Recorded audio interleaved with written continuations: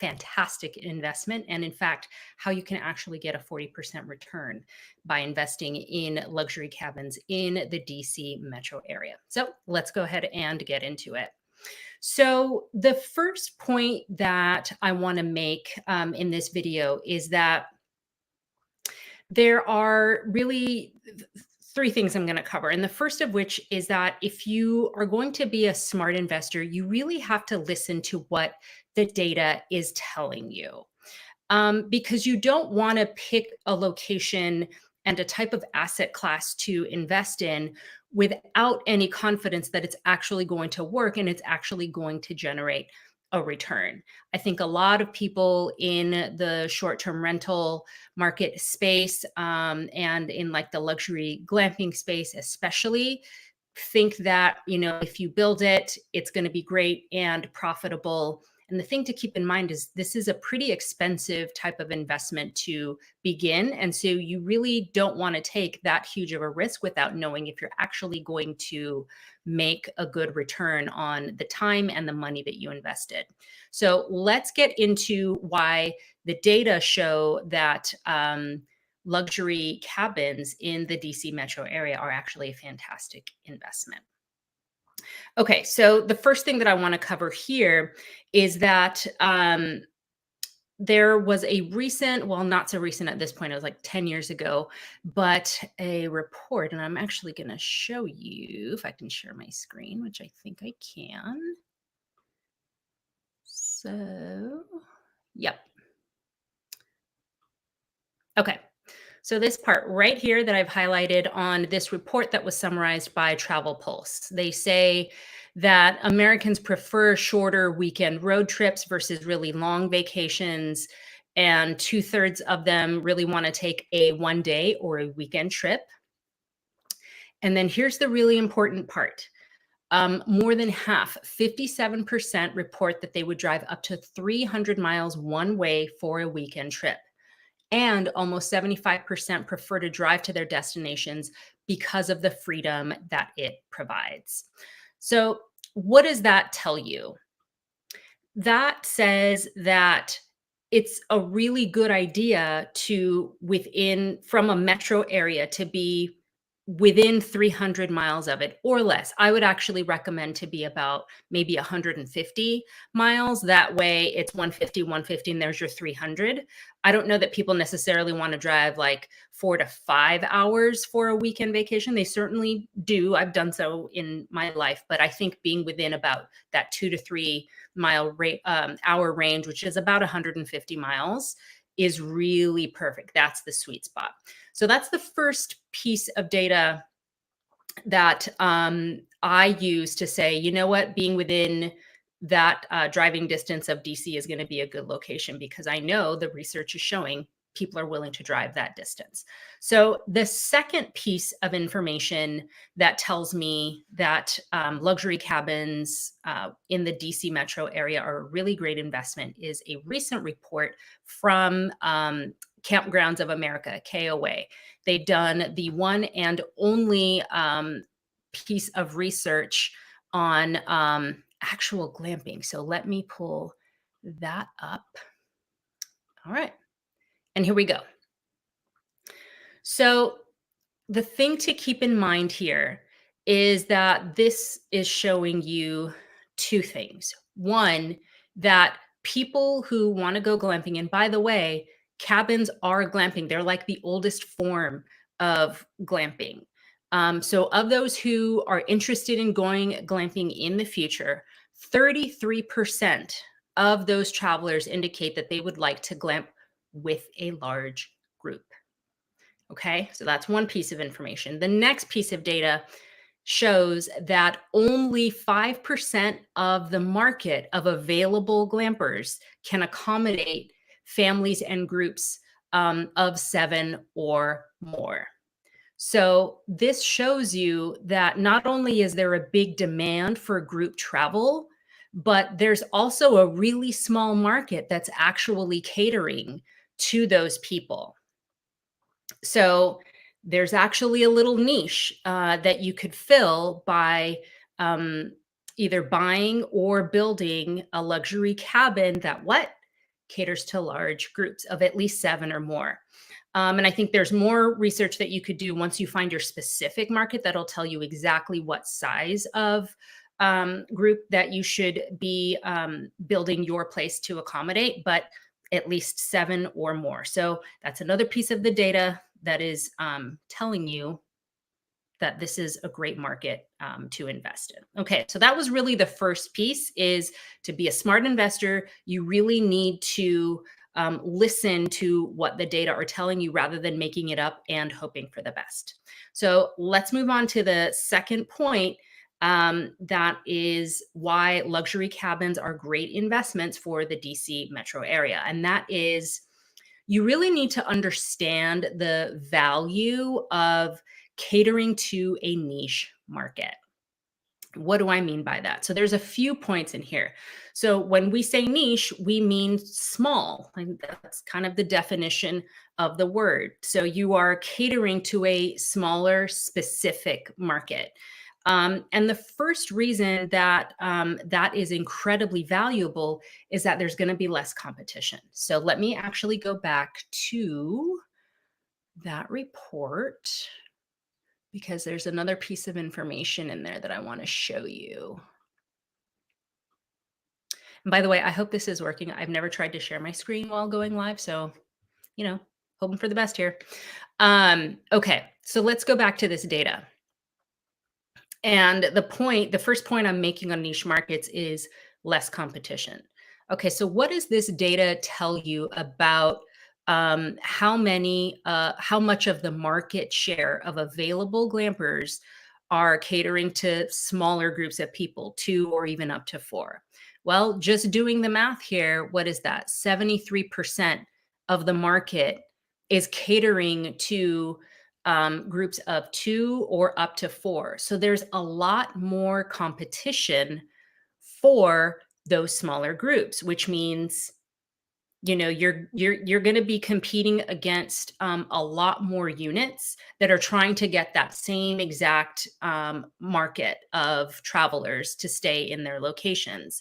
So by doing a niche market such as larger groups, you are thereby just bypassing all of that competition, because you're going to be, you know, very few fish in the pond. So that's one of the pieces of value of catering to a niche market.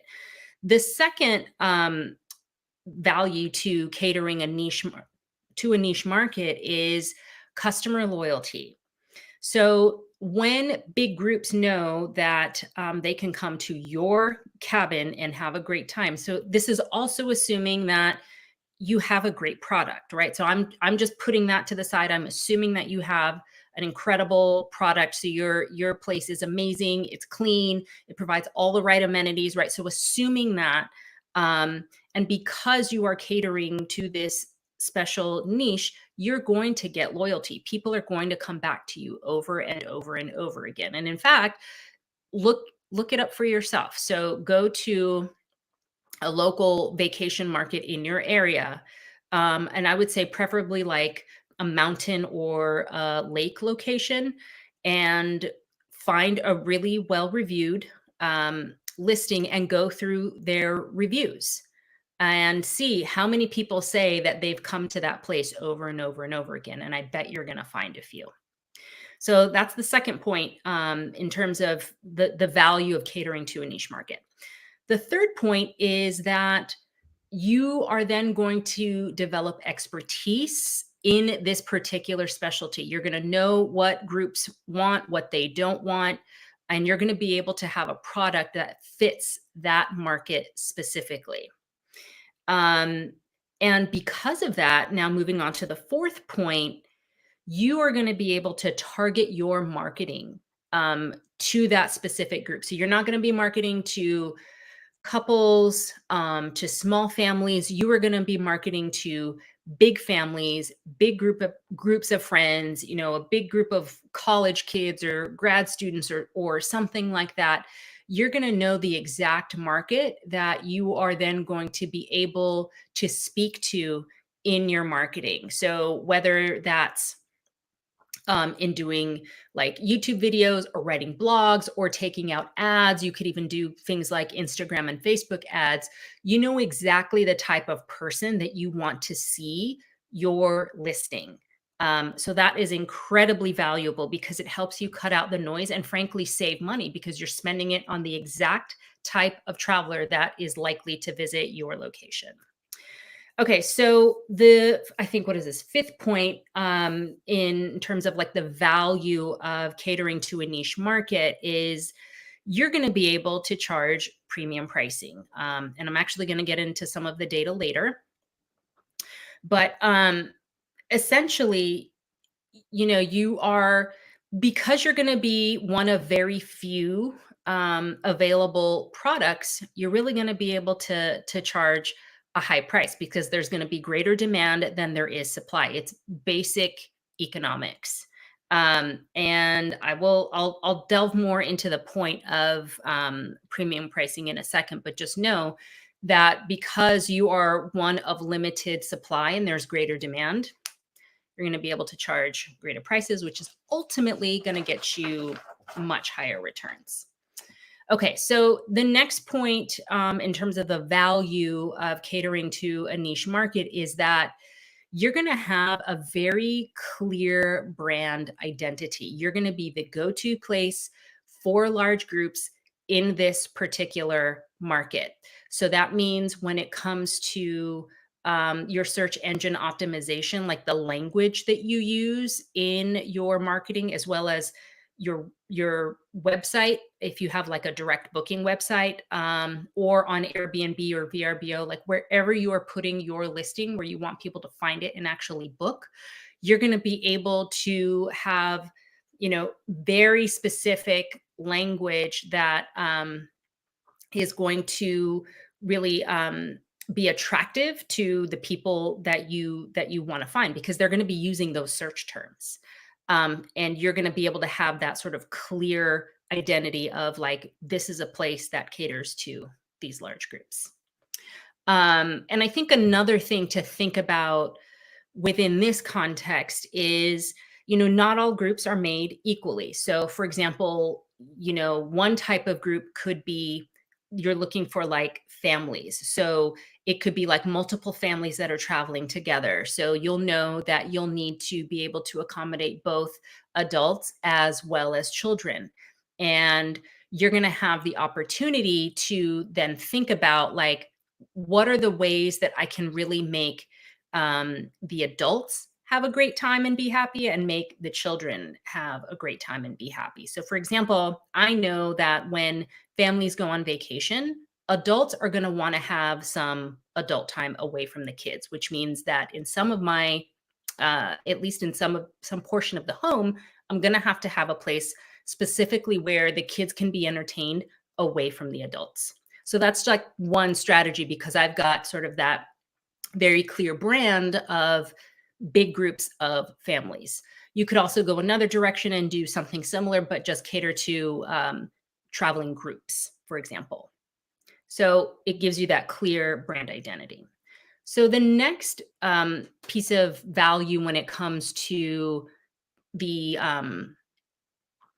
niche market of big groups is you are going to get incredibly good at customer insights and knowing exactly what this particular customer likes and what they don't like, when they travel, the like the time of year that they travel, how long they tend to stay. This is all very valuable information for you as either an investor or an operator in this type of asset class, because you're going to be able to then essentially really cater your place to meet that.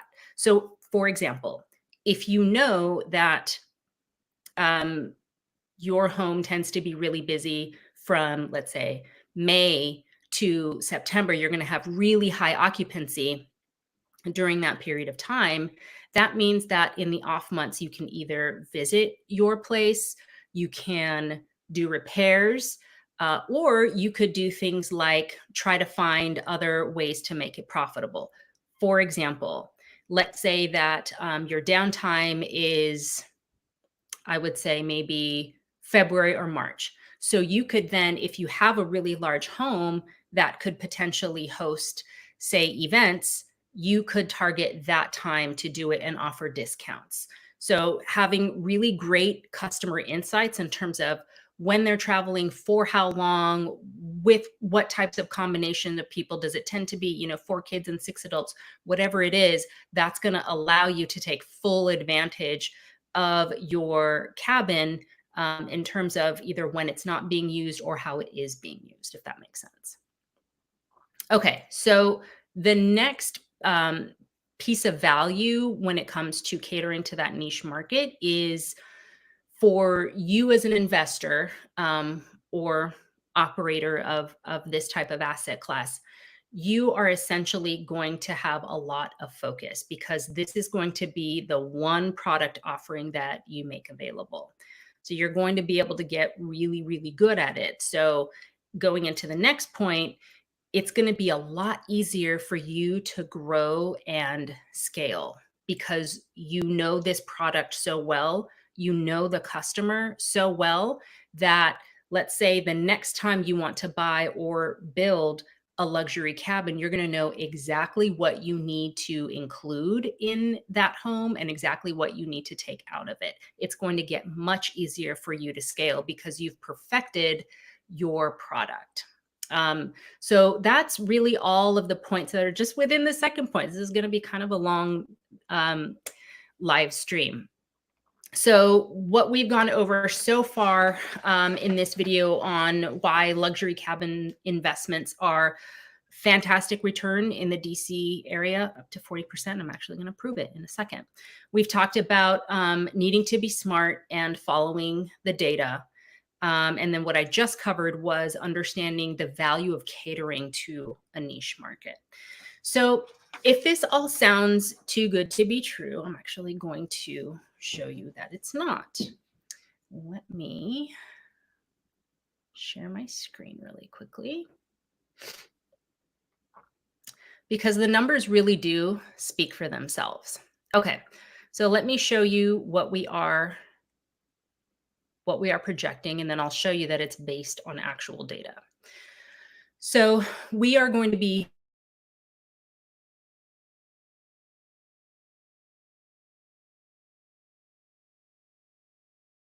and one for our investment partners.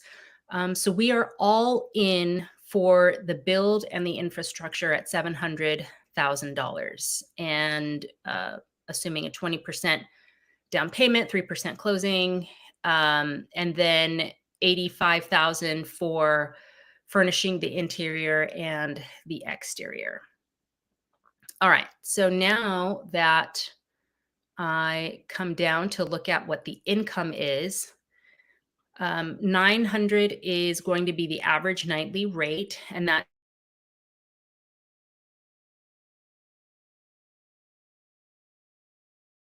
as well as the average occupancy rate. It's based on those comps.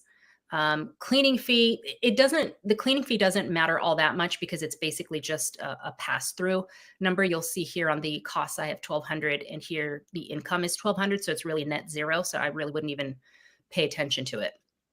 So for one luxury cabin at $900 average nightly rate, if it is occupied at 65% of the year, it comes down to a 40% cash on cash return. So you're looking at a monthly cash flow. So that's accounting for all of the expenses over here. So I've got the mortgage, got the interest rate, which of course I'm just assuming this rate right here, because we don't have the loan yet.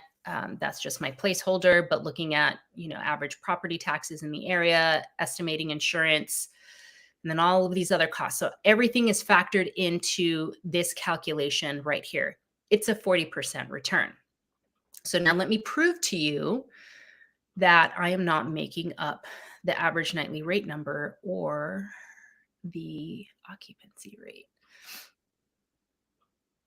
And that is, all right, so here, this is from Profit Maps.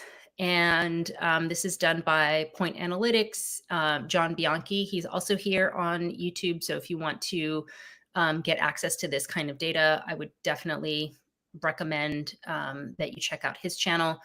But just looking at the top 3 performing 6-bedroom cabins in that area. So I've highlighted them here. And you look at the average and it's about $900. It's $872. So I'm just rounding up to 900. So I'm clearly not making that number up. That is based on this data.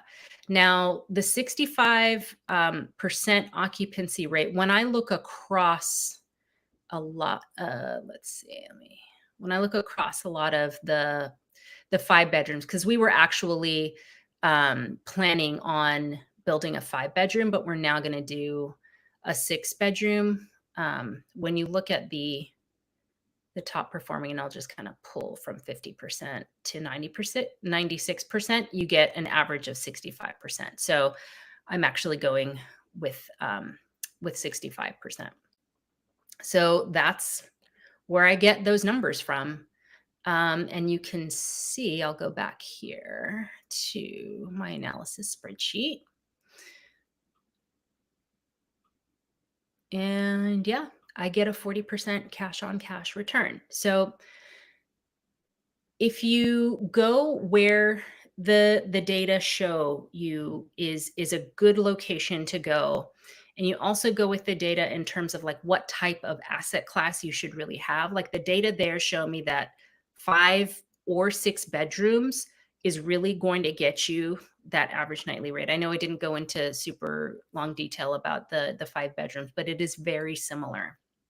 So by following those pieces of data, I'm able to find that 40% return, which is fantastic. That's really unheard of. Now, it's going to take a lot of time and a lot of effort to do this new construction, as well as a lot of money, right? We're having to come to the table with a few $100,000, but we're going to get nearly half of it back in the first year, which means that in the course of 3 years, we will have made the money back and we'll start making a profit. So in my mind, that is pretty incredible. So that to me is exactly why investing in luxury cabins in DC Metro vacation markets is a really fantastic idea. I hope that you found this helpful. For more information about investing in Airbnbs, you can check out my Airbnb playlist. Thank you so much for watching.